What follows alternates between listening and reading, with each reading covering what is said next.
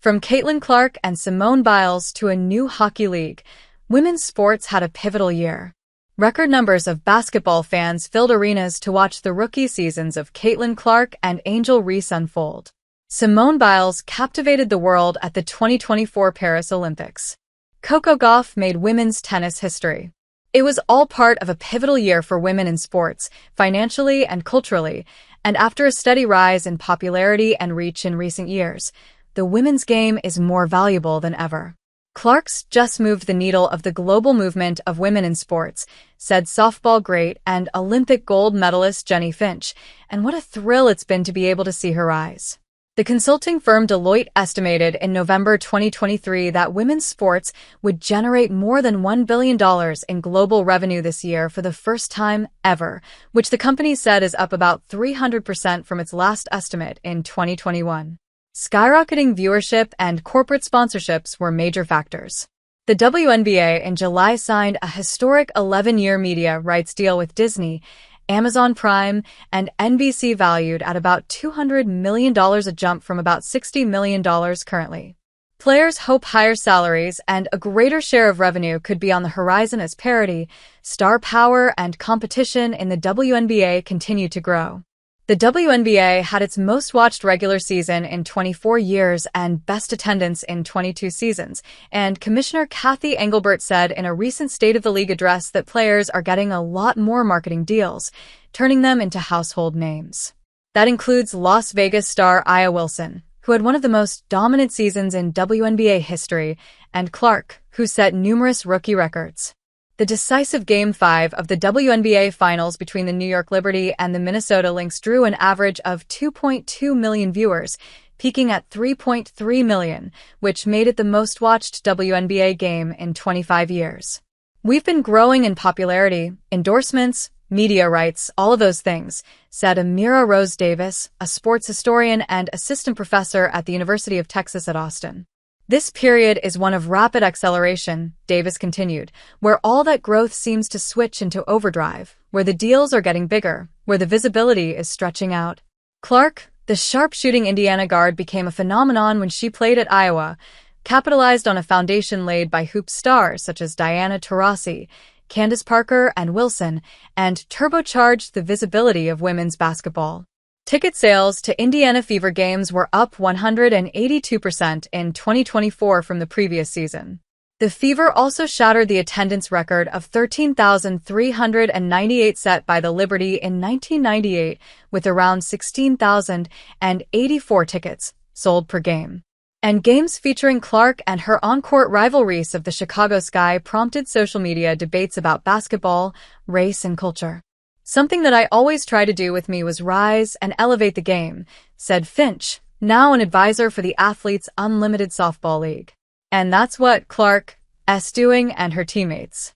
And just to be able to watch her do it and how humbly she does it and the impact of not only domestic women's basketball but women's athletics globally. It's a dream. While many point to the WNBA as a blueprint for success in women's sports, accomplishments in 2024 went far beyond one league or athlete. Gauff, the 20-year-old tennis superstar, was the world's highest-paid female athlete this year with $30.4 million in earnings, according to Sportico rankings. Gauff could not defend her 2023 U.S. Open title, but ended her 2024 season with a WTA Finals title and a $4.8 million check, the biggest payout ever for a women's tennis event, per Sportico. The Olympics neared complete gender parity for the first time among the more than 11,000 men and women who competed in Paris this summer. More than 34 million people across all NBC platforms in the U.S. watched Biles exorcise the demons of her surprising exit from the Tokyo Games 3 years earlier. The 27-year-old shared a message of resilience and redemption as she added 4 gold medals to her resume. Nearly everything she did in Paris made headlines, a clapback at social media trolls, a revelation about her mental health, a moment of triumph. Her TikTok showing Team USA's gold medals from team competition has more than 139 million views. She became a symbol, Davis said.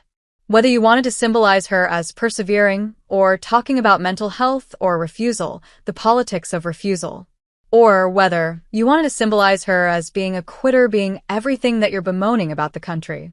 Either way, both projections elevated her even more.